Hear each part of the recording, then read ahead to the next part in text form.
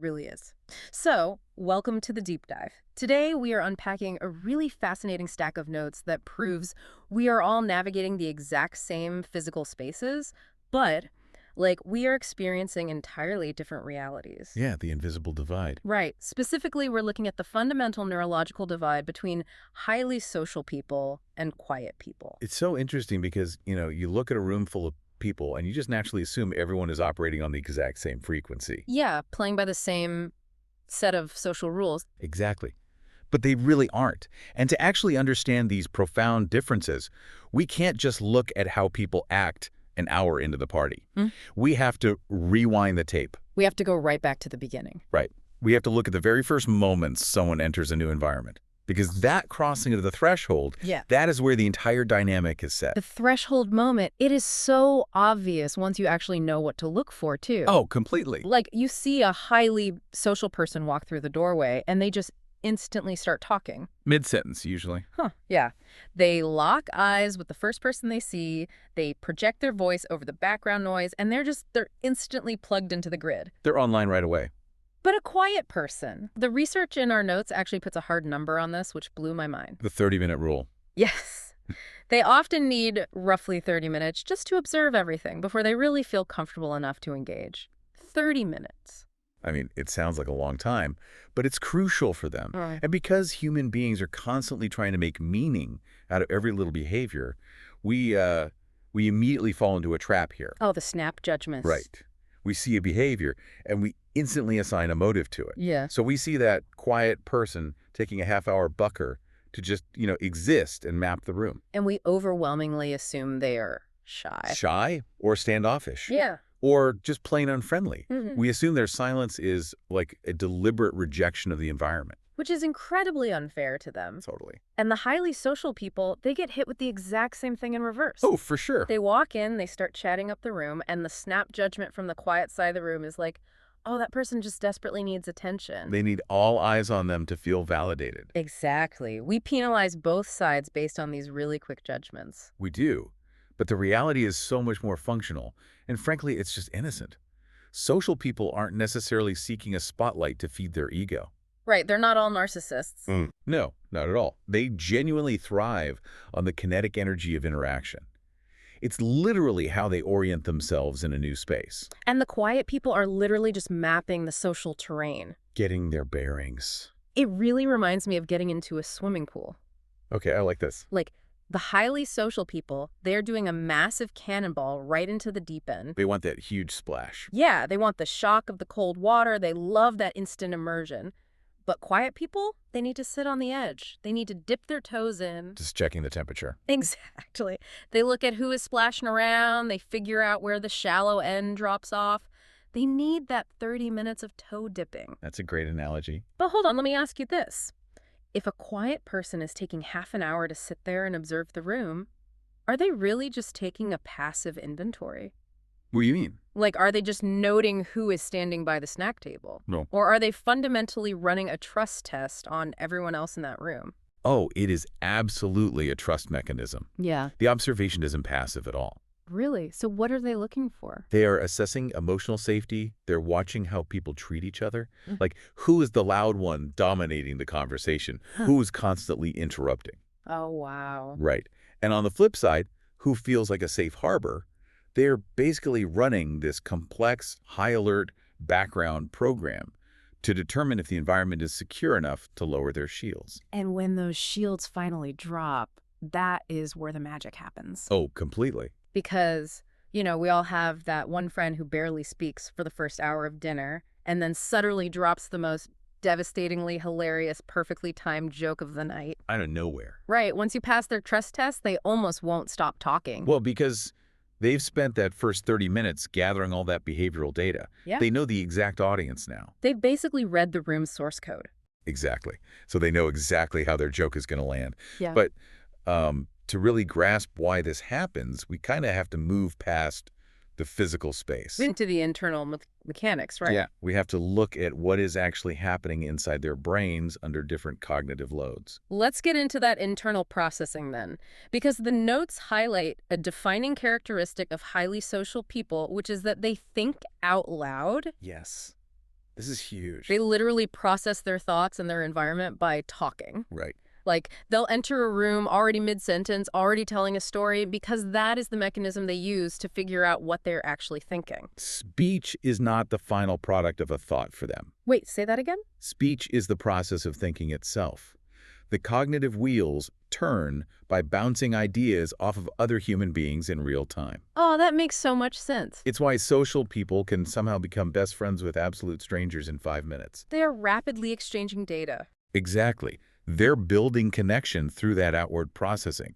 It's a high-speed feedback loop that just generates its own momentum. It's like comparing two completely different types of media production. Oh, I like where this is going.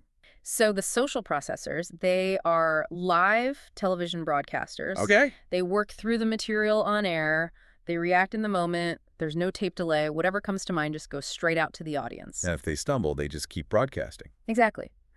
But the quiet people, they are post-production video editors. Ooh, yes. They want to sit in a dark room with the raw footage, review it, cut out all the ums and ahs, add some polish, and only release the final, perfectly edited thought when it is absolutely ready. That is so accurate.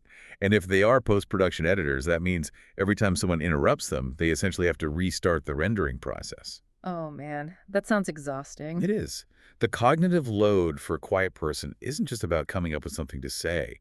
It's about managing an overwhelming amount of sensory input. Right, because they are taking in every sound, every microexpression, every change in tone. It's incredibly heavy data.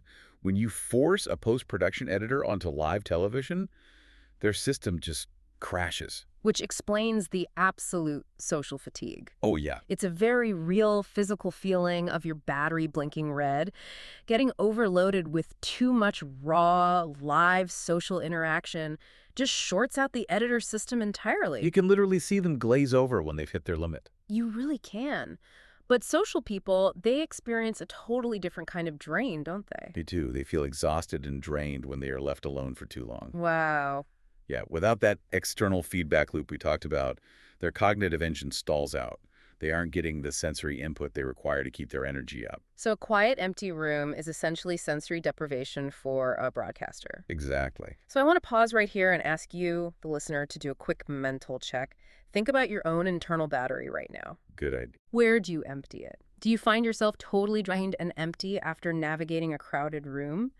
Or do you find your energy completely flatlining when you are stuck in an empty room by yourself for too long? Because how you empty that battery directly dictates how you have to recharge it. Right. And recharging happens in opposite ways. Completely opposite.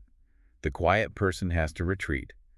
They need a quiet space to plug back into the wall and let their battery slowly tick back up to 100%. And the social person? For them, sitting alone in a room is just unplugged. To recharge, they have to go out and be around others. They literally plug into the collective energy of the crowd. It's a completely inverted power system. It really is. But here is where it gets complicated. Because if you think you have yourself or your friends perfectly boxed into these two neat little categories. Oh, people love their categories. Right, like the quiet editor who recharges alone and the social broadcaster who recharges in a crowd. But there's a massive curveball here. Environments can completely scramble these traits. The chameleon effect. Yeah. Personality isn't some rigid, carved-in-stone statue we carry around. It's highly fluid. Fluid how? Well, a person might be incredibly quiet, almost invisible, in a large, noisy group setting. But put that exact same person in a living room surrounded by 3 of their closest friends. And suddenly they are wildly energetic. Exactly. They're the loudest one there. They adapt to the temperature of the room. That makes a lot of sense. In a chaotic environment, the quiet person's internal voice gets drowned out, so they retreat into camouflage just to conserve energy. But in a safe harbor, they drop the camouflage completely. It totally shatters the idea that personality is simple. Completely. And if physical environments can alter us, digital environments absolutely flip the script entirely. Oh, the digital flip is fascinating. Right. Online, in the digital world, quiet people can suddenly seem highly expressive. Yeah, they are writing long, passionate posts, leaving witty comments, dominating the timeline. Why is that? Because the digital medium gives them the one resource they are always starved for in live social settings: time. Time to edit. Exactly. They have the time they desperately crave to think, to edit, to process before speaking. They aren't fighting to be heard over a loud room. The internet is basically a text-based asynchronous environment. Which perfectly matches their internal post-production style of thinking. But hold on, though. Let me push back on this a little bit. Sure. If a quote-unquote quiet person is dominating a group chat, writing 1,000-word essays online, and talking a mile a minute with their close friends, they aren't actually quiet. Right. We're just mislabeling them, aren't we? Hmm. Being quiet isn't a personality trait. They just have a very strict set of requirements for how they are willing to communicate. That is a perfect way to phrase it. Quiet is often just a symptom of a mismatched environment. It's an adaptation. Yes, not an identity. When the environment matches their preferred communication speed, like having an hour to write an email instead of 3 seconds to jump into a live debate, Yeah. the quiet label just vanishes. Wow. And we see the reverse happen too. Highly social, naturally talkative people might actually become much quieter or way less expressive online. Which makes total sense because you've taken away their natural superpower. Okay. Their superpower is face-to-face interaction. It's reading body language. It's the micro-expressions. It's the tone of voice. And trying to put all that live, crackling energy into a static text box is incredibly frustrating for them. Oh, for sure. It's why they might prefer a sudden phone call, while the quiet person is basically begging for a text message. Yeah. It's like asking an amazing improv comedian to stop performing for live crowds and start writing thoughtful, solitary letters instead. That's a brilliant comparison. The author writing a thoughtful letter and the improv comic feeding off the immediate laughs of a crowd, both are brilliant communicators. Right. Both are highly expressive. But swap their stages and they both look like they don't know what they're doing. The medium completely dictates the performance. The medium dictates the performance. Man, that is so true. So what does this all actually mean for us? As we bring this deep dive to a close, I want to look at the practical, structural implications of all this. We've talked about the cannonballs and the toe dippers, the broadcasters and the editors, the chameleons shifting in the digital world. Why does understanding all this actually matter for your daily life?